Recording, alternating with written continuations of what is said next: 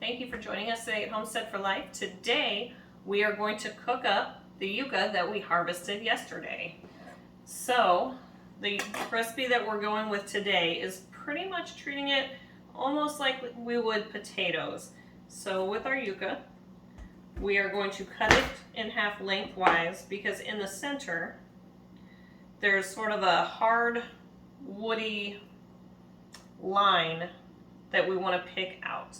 So this one is a good example. This one broke down the center when we were harvesting it. It's this woody chunk right here. So we are going to cut them all in half lengthwise and get that piece out. We're also going to cut off the ends that we couldn't get clean because we don't want that chunk. And then we are going to boil them for about 15 minutes until they are fork tender.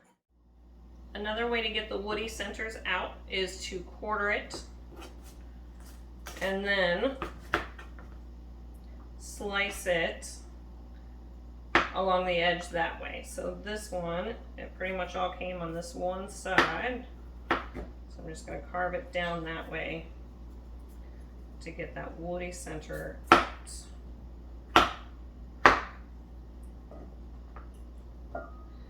And that's it. We're gonna leave them in these funny misshapen lumps. Just get the woody centers out. All right, so I have my yucca. I covered it with water. We've turned the stove on. We're gonna add a little bit of salt. You can tell that that is a very exact measurement. Don't mess that up. Perfect amount of salt.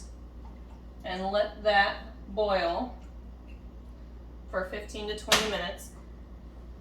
And so now we're going to start on the topping. So we are going to dice up about half an onion for this amount of yucca. We're going to add in some olive oil and some pepper. We're going to saute the onion down until it's pretty clear. And then after we drain the yucca, we're just going to pour the, and garlic, our garlic and onion over the top of it. And that's our dish. We've got our garlic and onions and salt and pepper and olive oil sizzling away here. Our onions are almost transparent. They're almost ready.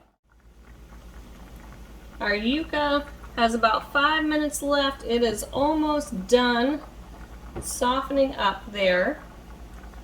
So it's coming along. A couple more minutes. Okay, so our yucca is fork tender, so we're going to strain it out, all of them, strain it out, put them back in the pan. So I guess I didn't have to be picky about that last guy. And then we are just going to pour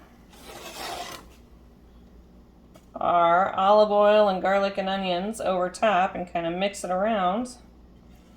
And that's it. That is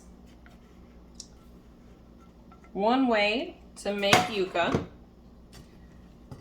Stay tuned when we harvest our next batch and we make yucca flour. So you can substitute yucca flour in any recipe. It substitutes for flour just fine. You can make anything.